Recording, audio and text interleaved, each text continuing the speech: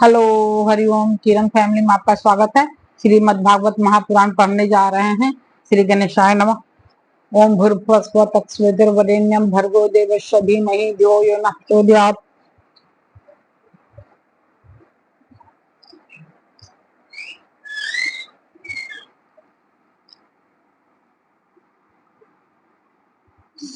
श्री राधा कृष्णाभ्याम नमः। श्रीमद् भागवत महापुराण द्वितीय खंड।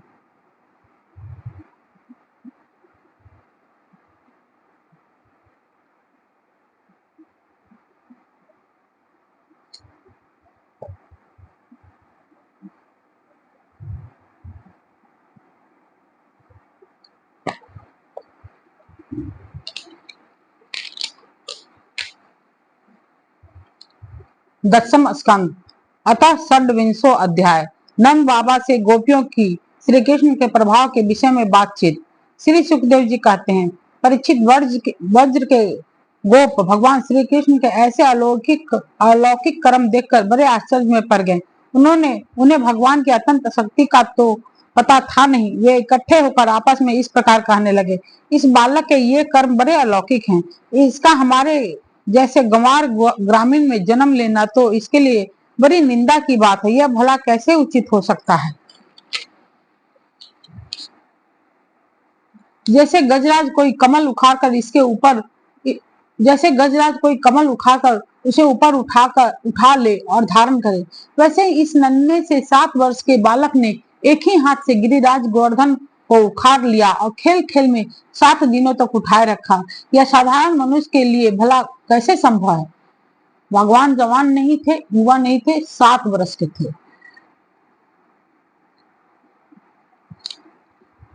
जब यह नन्हा सा बालक, उस समय बड़ी भयंकर राक्षनी पुतना आई और इसने आंखें बंद किए उसके स्तन तो पिया ही प्राण भी पी डाले। ठीक वैसे ही जैसे काल शरीर की आयु को निकाल जाता है।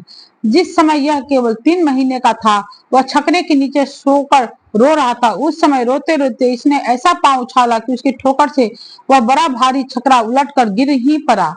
उस समय तो यह 1 ही बरस का था। जब दैत्य बवंडर के रूप में इसे बैठे बैठे आकाश में उड़ा ले गया था, तुम सब जानते ही हो। इसने उस तृणावर्त दैत्य को गला घोट कर मार डाला। उस दिन की तब बात तो सभी जानते हैं कि माखन चोरी करने पर यशोदा रानी ने इसे उखल से बांध दिया था।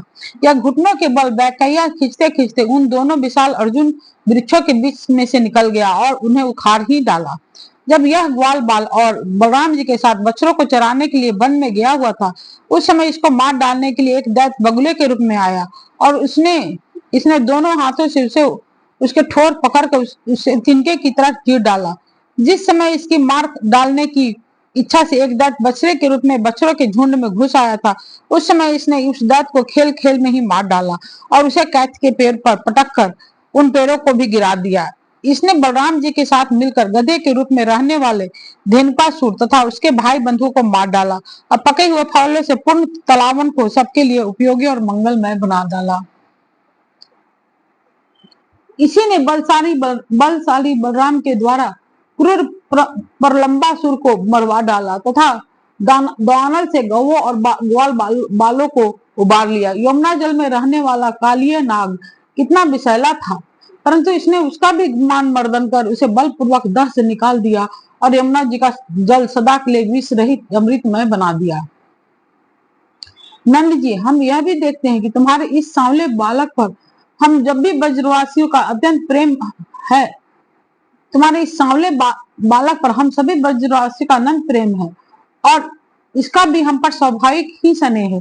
क्या आप बतला सकते हैं कि इसका कारण क्या है। भला कहाँ तो ये 7 वर्ष का नन्हा सा बालक और कहाँ इतने बड़े गिरिराज को 7 दिनों तक उठाए रखना।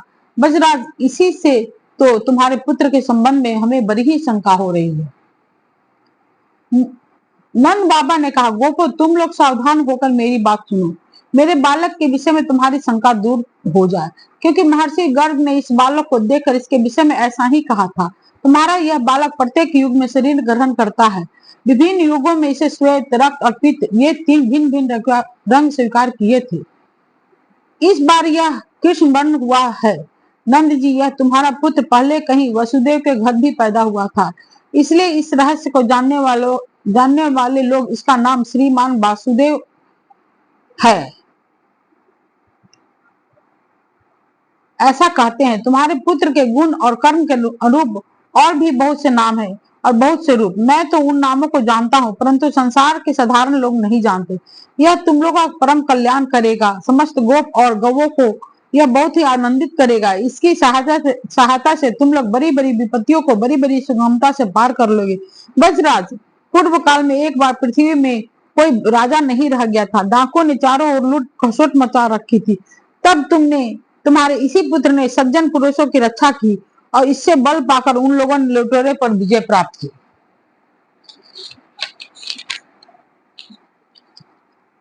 नंद बाबा, जो तुम्हारे इस सांवले शिशु से प्रेम करते हैं वे बड़े भाग्यवान हैं। जैसे विष्णु भगवान के कर कमलों की छत्र छाया में रहने वाले देवताओं को असुर नहीं जीत सकते, वैसे ही इससे प्रेम करने वाले को भीतरी या बाहरी किसी भी प्रकार के शत्रु नहीं जीत सकते।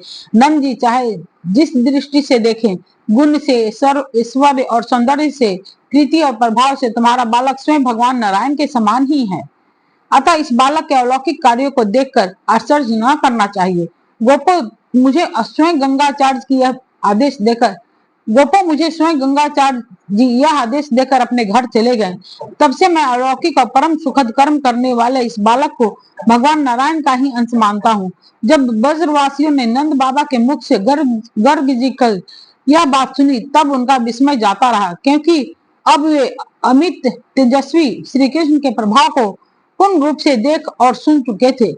आनंद में भरकर उन्होंने नंद बाबा और श्री कृष्ण की भूरी भूरी प्रशंसा की। जिस समय अपना यज्ञ भंग हो जाने के कारण इंद्र क्रोध के मारे आग बबूला हो गए थे और मूसलाधार वर्षा करने लगे थे, उस समय वज्रपात, ओलों की बौछार और प्रचंड आंधी से स्त्री, पशु तथा ग्वाले अत्यंत पीड़ित हो गए थे। अपनी शरण में रहने वाले वज्रवासियों की यह दशा देखकर भगवान का हृदय करुणा से भर आया, परंतु फिर भी एक नई लीला करने के विचार से वे तुरंत ही मुस्कुराने लगे। जैसे कोई नन्हा सा निर्बल बालक खेल खेल में ही बरसाती छत्ते का पुष्प उखाड़ ले, वैसे ही उन्होंने एक हाथ से ही गिरिराज गोवर्धन को उखाड़ कर धारण कर लिया और सारे वज्र की रक्षा की। इंद्र का मद चूर करने वाले वे ही भगवान गोविंद हम पर प्रसन्न हो। इति श्रीमद् भागवते महापुराणे परमहंस्याम संहितायां दशम स्कंदे स्फुटवादे षड्विंशो अध्याय।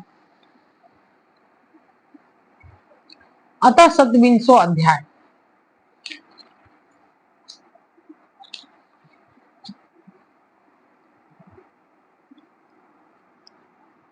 अतः सतविंशो अध्याय। श्री कृष्ण का अभिषेक। श्री सुखदेव जी कहते हैं, परीक्षित, जब भगवान श्री कृष्ण ने गिरिराज गोवर्धन के धारण करने श्री कृष्ण ने गिरिराज गोवर्धन को धारण करके मूसलाधार वर्षा से वज्र को बचा लिया, तब उनके पास गोलोक से कामधेनु बधाई देने के लिए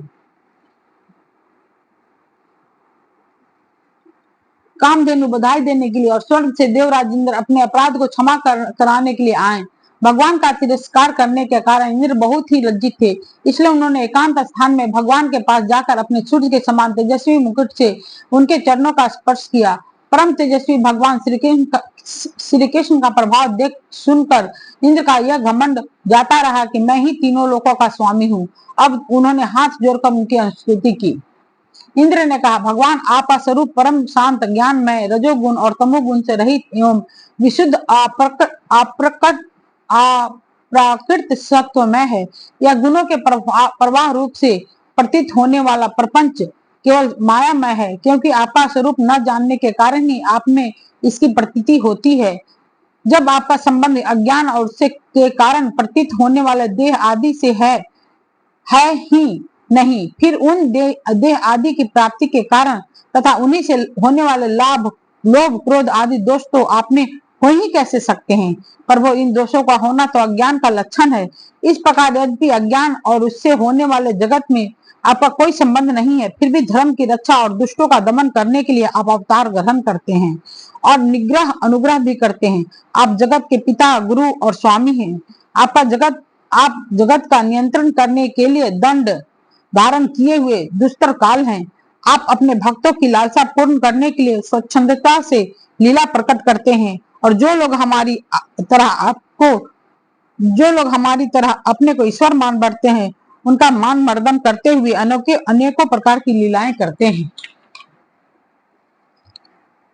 प्रभु, जो मेरे जैसे अज्ञानी और अपने को जगत का ईश्वर मानने वाले हैं, वे जब देखते हैं कि बड़े बड़े भय के अवसरों पर भी आप निर्भय रहते हैं, तब वे अपना घमंड छोड़ देते हैं और गर्व रहित होकर संत पुरुषों के द्वारा सेवित भक्ति मार्ग का आश्रय लेकर आपका भजन करते हैं। प्रभु, आपकी एक एक चेष्टा दुष्टों के लिए दंड विधान है। प्रभु, मैंने ईश्वर के मध्य से चूर्ण होकर आपका अपराध किया है, क्योंकि मैं आपकी शक्ति और प्रभाव के संबंध में बिल्कुल अनजान था। परमेश्वर, आप कृपा करके मुझ मूर्ख अपराधी का यह अपराध क्षमा करें और ऐसी कृपा करें कि मुझे फिर कभी ऐसे दुष्ट अज्ञान का शिकार ना होना पड़े। स्वयं प्रकाश इंद्रियातीत परमात्मन, आपका यह अवतार इसलिए हुआ है कि जो असुर सेनापति केवल आपका पेट पालने में ही लग रहे हैं और पृथ्वी के लिए बड़े भारी भार के कारण बन रहे हैं, उनका वध करके उन्हें मोक्ष दिया जाए। और जो आपके चरणों के सेवक हैं, आज्ञाकारी भक्तजन हैं, उनका अभ्युदय हो, उनकी रक्षा हो। भगवान, मैं आपको नमस्कार करता हूँ। आप सर्वांतरयामी पुरुषोत्तम तथा सर्वात्मा वासुदेव हैं। आप यदुवंशियों के एकमात्र स्वामी, भक्त वत्सल एवं सबके चित्त को आकर्षित करने वाले हैं। मैं आपको बार बार नमस्कार करता हूँ। आपके जीवों के समान आपने जीवों के समान कर्म बस होकर नहीं आपने जीवों के समान कर्म बस होकर नहीं, स्वतंत्रता से अपने भक्तों की तथा अपनी इच्छा के अनुसार शरीर स्वीकार किया है। आपका यह शरीर भी विशुद्ध ज्ञान स्वरूप है। आप सब कुछ हैं, सबके कारण हैं और सबके आत्मा हैं। मैं आपको बार बार नमस्कार करता हूँ। भगवान, मेरे अभिमान का अंत नहीं है और मेरे क्रोध भी बहुत ही तीव्र मेरे बस के बाहर हैं। जब मैंने देखा कि मेरा यज्ञ तो नष्ट कर दिया गया, तब मैंने मूसलाधार वर्षा और आंधी के द्वारा सारे वज्रमंडल को नष्ट कर देना चाहा। परंतु प्रभु, आपने मुझ पर बहुत ही अनुग्रह किया। मेरी चेष्टा व्यर्थ होने से मेरे घमंड की जड़ उखड़ गई। आप मेरे स्वामी हैं, गुरु हैं और मेरे आत्मा हैं। मैं आपकी शरण में हूँ। श्री सुखदेव जी कहते हैं, परीक्षित, जब देवराज इंद्र ने भगवान श्री कृष्ण की इस प्रकार स्तुति की, तब उन्होंने हंसते हुए मेघ के समान गंभीर वाणी से इंद्र को संबोधन करके कहा। श्री भगवान ने कहा, इंद्र, तुम ऐश्वर्य और धन संपत्ति के मध्य से पूरे पूरे मत वाले हो रहे हो, इसलिए तुम पर अनुग्रह करके ही मैंने तुम्हारा यज्ञ भंग किया है। यह इसलिए कि अब तुम मुझे नित्य निरंतर स्मरण रख सको। जो ऐश्वर्य और धन संपत्ति के मध्य से अंधा हो जाता है, वह यह नहीं देखता कि मैं काल रूप परमेश्वर हाथ में दंड लेकर उसके सिर पर सवार हूँ। मैं जिस पर अनुग्रह करना चाहता हूँ उसे ऐश्वर्य भ्रष्ट कर देता हूँ। इंद्र, तुम्हारा मंगल हो। अब तुम अपनी राजधानी अमरावती में जाओ, मेरी आज्ञा का पालन करो। अब कभी घमंड न करना, नित्य निरंतर मेरी सन्निधि का, मेरे संयोग का अनुभव करते रहना, अपने अधिकार के अनुसार उचित रीति से मर्यादा पालन करना। परीक्षित, भगवान इस प्रकार आज्ञा दे ही रहे थे कि मनस्वनी कामधेनु ने अपनी संतानों के साथ गोप भेषधारी परमेश्वर श्री कृष्ण की वंदना की और उनको संबोधित करके कहा। कामधेनु ने कहा, सच्चिदानंद स्वरूप श्री कृष्ण, आप महायोगी योगेश्वर हैं। आप स्वयं विश्व हैं, विश्व के परम कारण हैं, अच्युत हैं, संपूर्ण विश्व के स्वामी। आपको अपने रक्षक के रूप में संपूर्ण विश्व के स्वामी आपको अपने रक्षक के रूप में प्राप्त कर हम सनात हो गई। आप जगत के स्वामी हैं, परंतु हमारे जो परम पूजनीय आराध्य देव ही हैं प्रभु, इस इंद्र त्रिलोकी के इंद्र हुआ करें, परंतु हमारे इंद्र तो आप ही हैं। अतः आप ही गौ, ब्राह्मण, देवता, साधु जनों की रक्षा के लिए हमारे इंद्र बन जाइए। हम गौवें ब्रह्मा जी की प्रेरणा से आपको अपना इंद्र मानकर अभिषेक करेंगी। विश्वात्मन, आपने पृथ्वी का भार उतारने के लिए ही अवतार धारण किया है। श्री सुखदेव जी कहते हैं, परीक्षित, भगवान श्री कृष्ण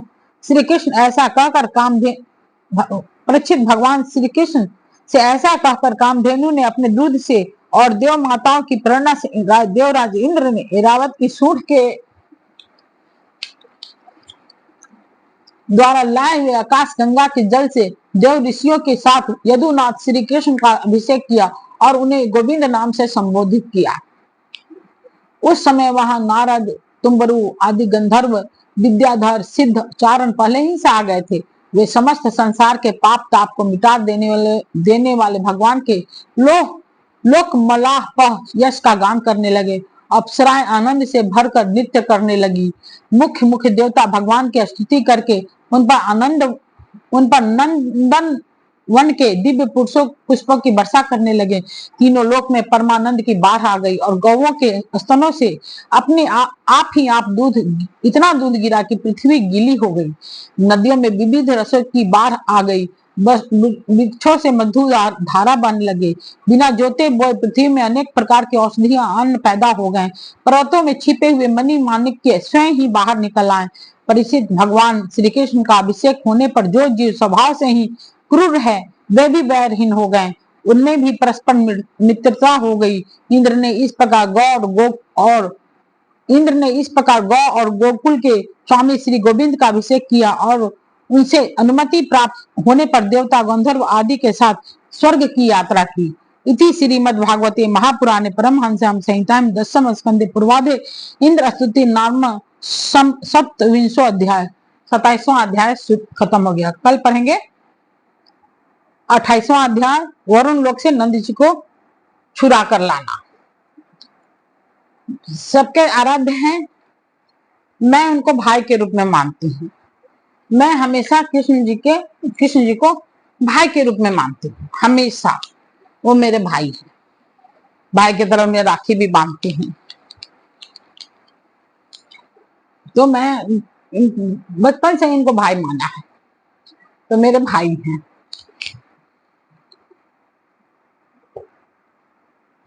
ओम भूर्भुवः स्वः तत्सवितुर्वरेण्यं भर्गो देवस्य धीमहि धियो यो न प्रचोदयात्।